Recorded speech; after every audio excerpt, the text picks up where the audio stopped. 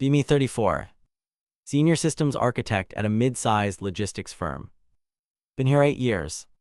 Literally built the backend infrastructure from scratch. The system handles roughly $40 million in shipping manifests and routing data daily. It's written in highly optimized C++ and assembly. It is ugly, hostile to read, and utterly beautiful in efficiency. We call it the monolith. It processes requests in nanoseconds. I am the only one who understands how the memory management works. I am the only one who knows why the database sharding logic is written the way it is. Paid well, sit in a corner office with the lights off. Headphones on, hoodie up. Fix bugs before they happen. Zero social interaction required. Life is good. CEO retires. He was an old school guy, understood that if the green lights are blinking, you don't touch the server room. Board of directors decides the company needs a modern refresh. They want to pivot to tech-first culture. They hire a new CTO. Enter Jessica, 29 years old. MBA from a shiny university. Previous experience, product owner at a failed social media startup and diversity consultant. Bio on the company portal lists her pronouns, her astrological sign, and her favorite power anthem. Zero GitHub activity. Zero understanding of low-level systems. But she has a TEDx talk about empathy in engineering with 400 views. Red flags are already flying at half-mast. First all-hands meeting. Jessica takes the stage. She doesn't talk about Q4 goals or stability. She talks about deconstructing the patriarchal codebase. Says our department is too male, pale, and stale. Looks directly at the engineering corner where me and 3 other guys are sitting. We look like cave trolls. We keep the lights on. She announces a digital transformation. Says we need to move away from aggressive, exclusionary languages like C++. Wants to move everything to JavaScript/Node.js because it's more accessible to diverse talent. MFW, she suggests replacing a high-frequency trading algorithm equivalent with a web scripting language. I raise my hand. The latency overhead of V8 engine garbage collection will crash the routing system during peak loads. Room goes silent. She smiles like a shark sensing blood. That's a very negative mindset, Anon. We prioritize inclusivity over raw speed here now. Speed is a construct of toxic productivity. I lower my hand. Okay, JPG. Week 2. The micromanagement begins. Jessica implements stand-ups.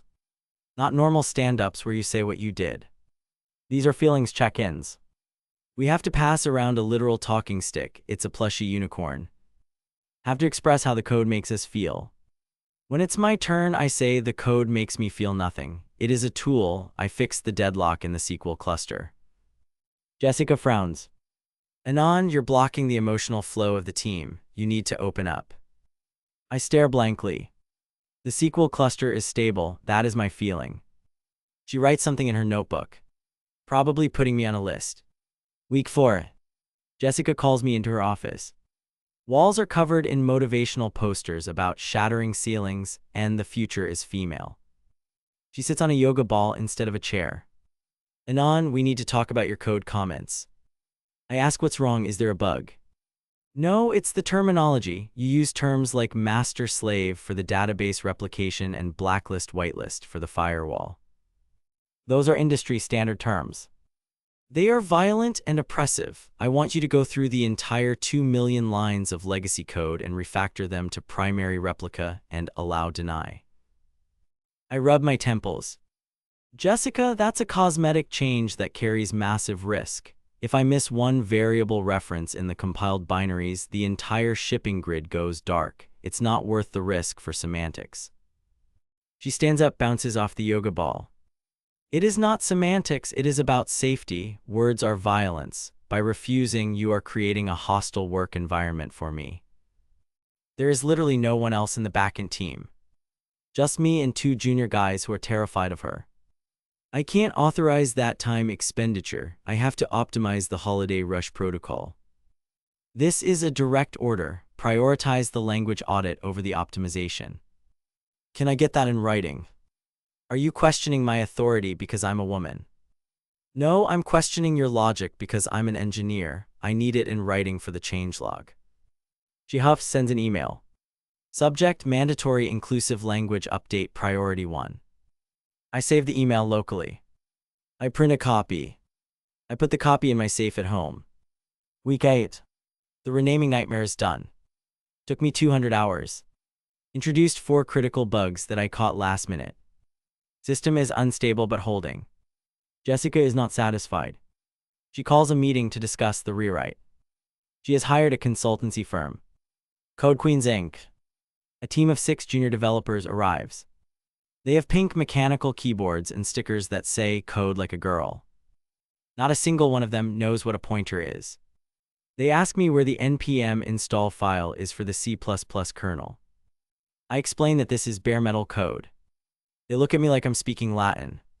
Jessica announces the team will rewrite the monolith in TypeScript. We launch in 3 months.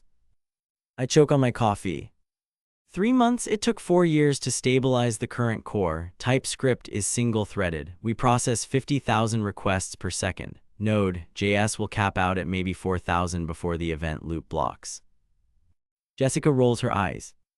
Stop gatekeeping, Anon. You're just trying to protect your job because these brilliant young women are threatening your status as the tech wizard. We are using the cloud. The cloud scales infinitely. The cloud is just someone else's computer. It doesn't fix bad architecture. Physics is physics. You're dismissed, Anon. Get on board or get out of the way. Next day. HR meeting. HR director is Jessica's best friend from college. Anon, we've had reports of insubordination and gender-based bias. I cited CPU cycle limitations. You were mansplaining architecture to the CTO. That is a microaggression. They put me on a PIP, performance improvement plan. The goal of the PIP: support the migration to TypeScript enthusiastically and mentor the new team without criticism. Without criticism.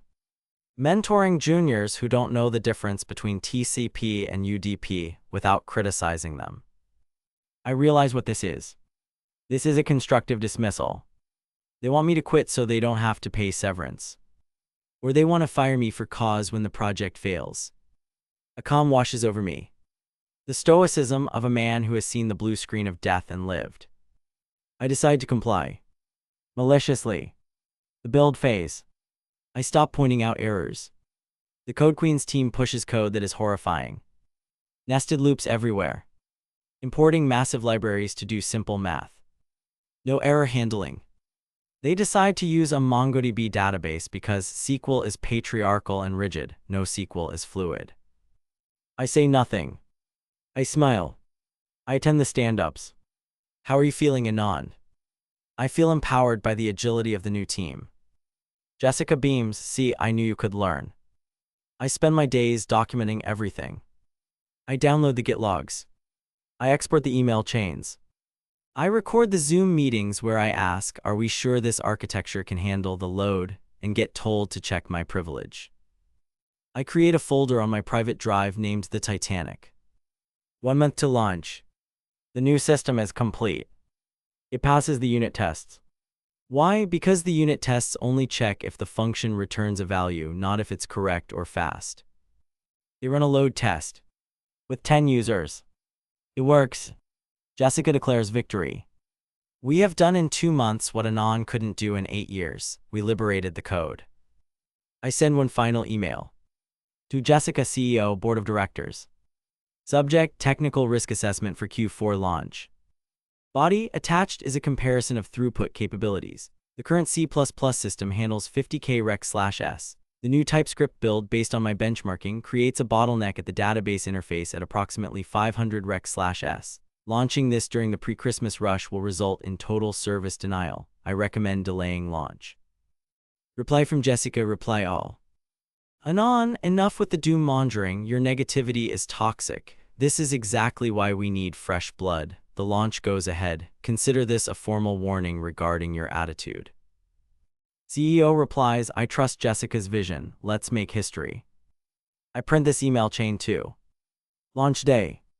Black Friday week. Traffic is expected to hit 300% of normal. The war room is decorated with balloons. Champagne is on ice. Jessica is wearing a future CEO t-shirt. She gives a speech about how diversity drives innovation. At 0900 a.m., they flip the switch. DNS redirects traffic from the monolith to the hive. That's what they named the new mess. AM. Dashboard shows green. See, Jessica gloats, it works. 0903 a.m. Traffic ramps up 1,000 users. Latency spikes from 50 ms to 800 ms. 0905 a.m. 5,000 users. The node event loop is blocked. CPU usage hits 100% across all 500 AWS instances they auto-scaled to. The MongoDB cluster locks up because of unindexed queries. Latency 15,000 ms 15 seconds. 0907 a.m. The system crashes. 504 gateway timeout. 500 internal server error. The phones start ringing. Logistics partners, trucking companies, warehouses. No one can print a manifest. No trucks can move.